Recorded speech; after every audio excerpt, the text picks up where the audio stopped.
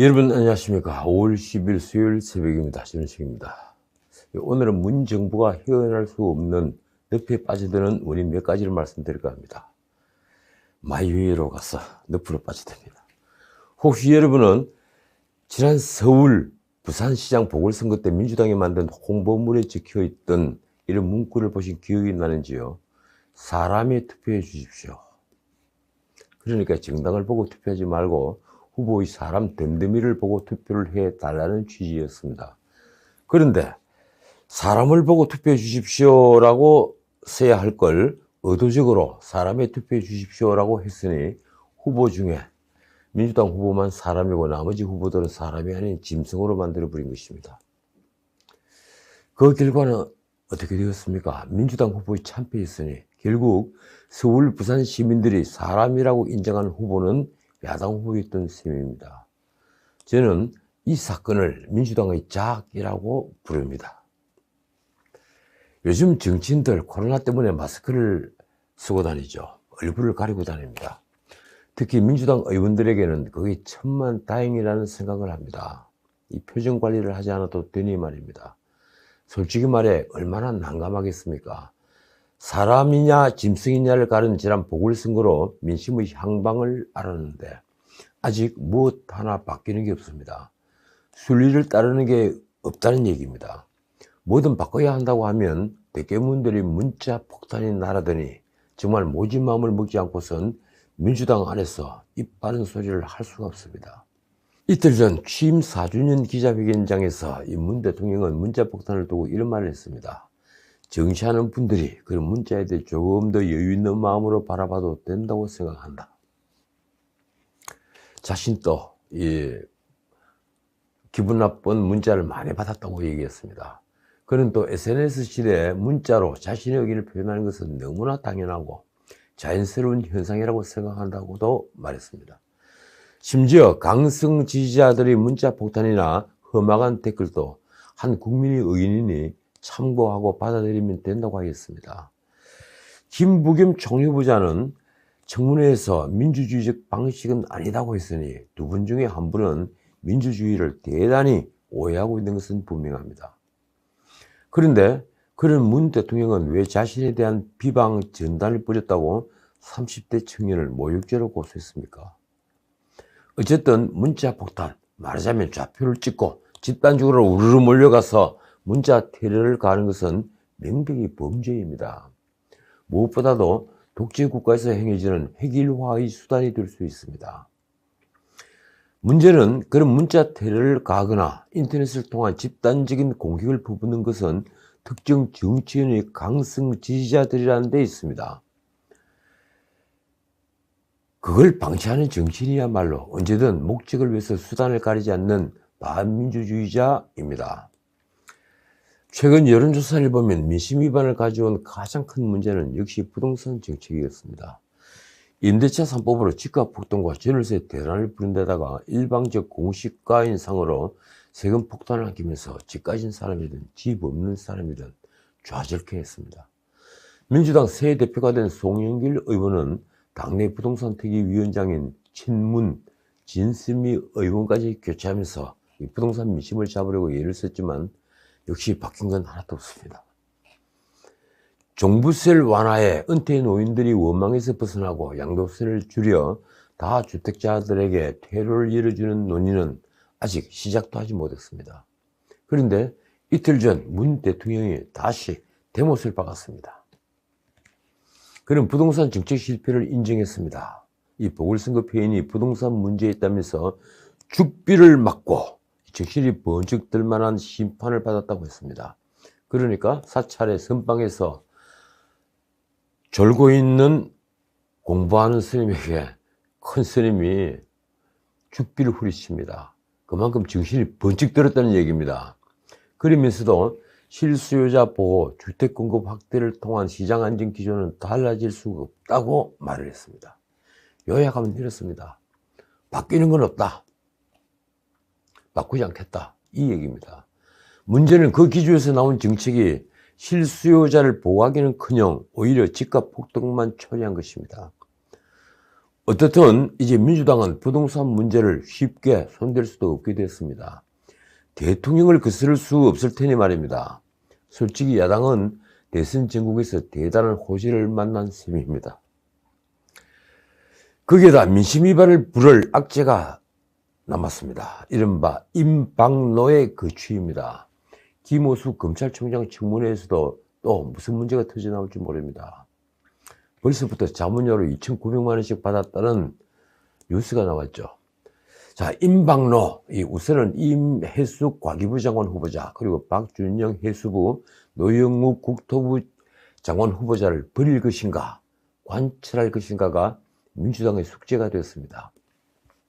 그런데 그 역시 문 대통령이 5월 10일 연설에서 대못을 박았습니다. 마이웨이입니다. 늪으로 가는 마이웨이입니다. 이 문 대통령은 기자와의 문답에서 임방로 세 사람을 오히려 능력 있는 전문가로 지켜 세웠습니다. 기가 막히더군요.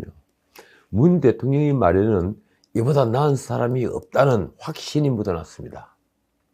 심지어 박준영 해수부 장관 후보자를 두고는 한진해운 파산 후 무너진 해운업을 재건할 적격자로 설명했습니다. 과연 그가 무슨 재주로 해운 강국을 재건할 수 있을까요? 결국 임해숙, 박준영 지명 철회는 불가피하다는 민주당 내부의 기류는 힘을 잃게 되었습니다.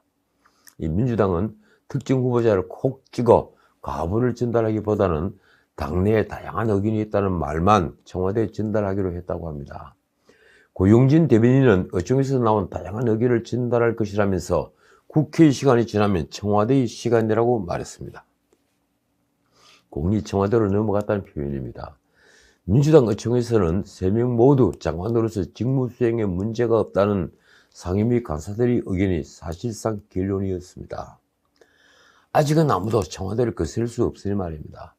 결국 휘리 부인이라는 비아냥을 들은 임해숙도, 그리고 부인이 도자기 밀수 장사를 하다가 영국 왕궁에서 살았느냐는 질타를 들었던 박준영도 그대로 통과될 모양입니다.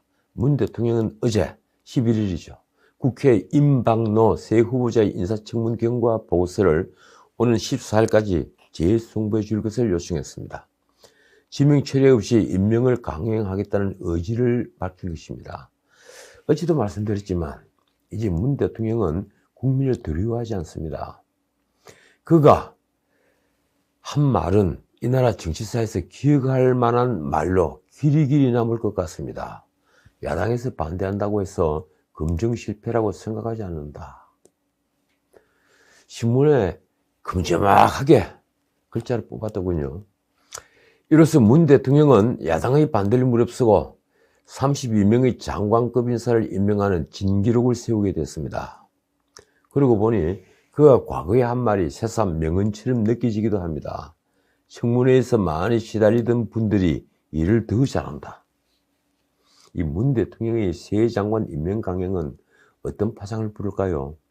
우선 친문을 제외하고 대다수 국민들이 문 대통령에게 다시 한번 실망할 것입니다. 늪으로 가는 마이웨이입니다.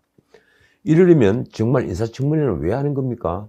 어차피 임명할 장관 후보자라면 굳이 청문회를 해서 온 국민 앞에 온갖 비리만 잔뜩 보여주는 셈이 되니 결국 문 대통령이 말한 망신주기식 인사청문회가 되고 마는 것입니다.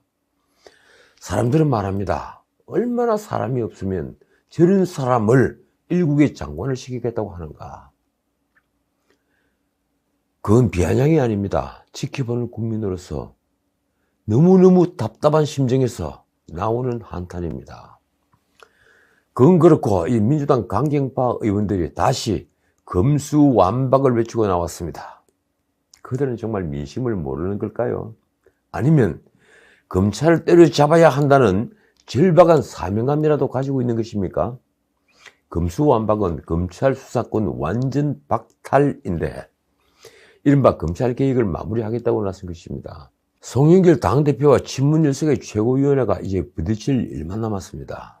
이 검수완박을 외친 의원들은 박주민, 김용민, 김남국, 신동근 의원 등입니다.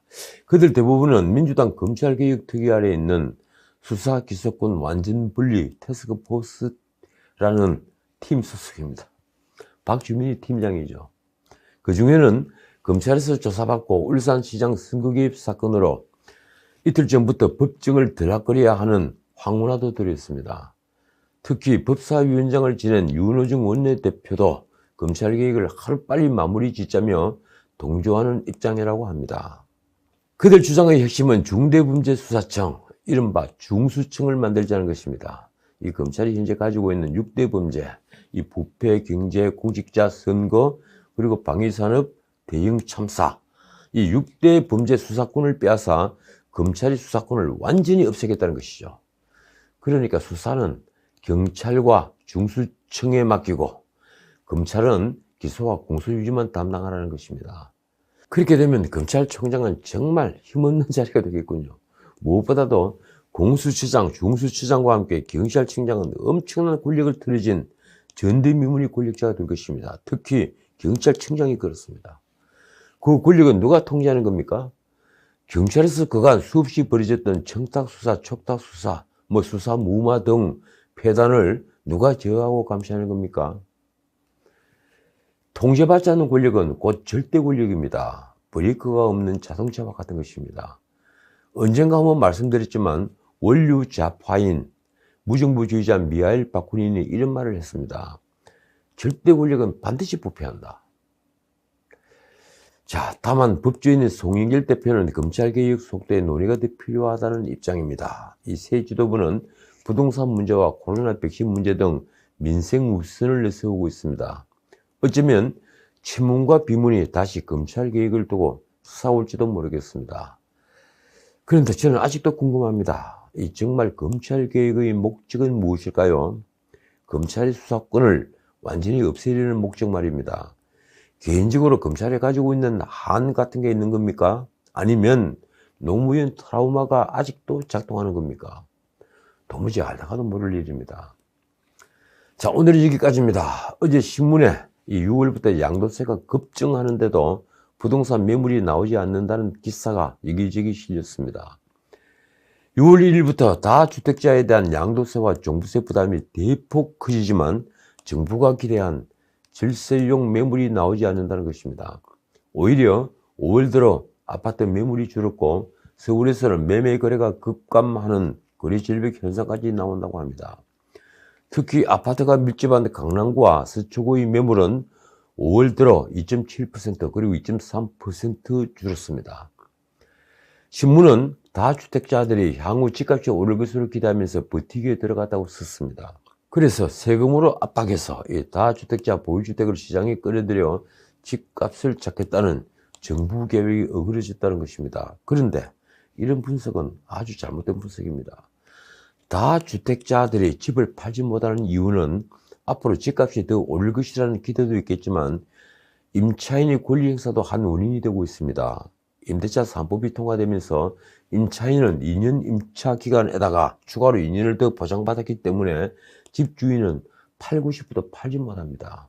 꼼짝없이 종부세를 얻어맞게 되어 있는 구도입니다.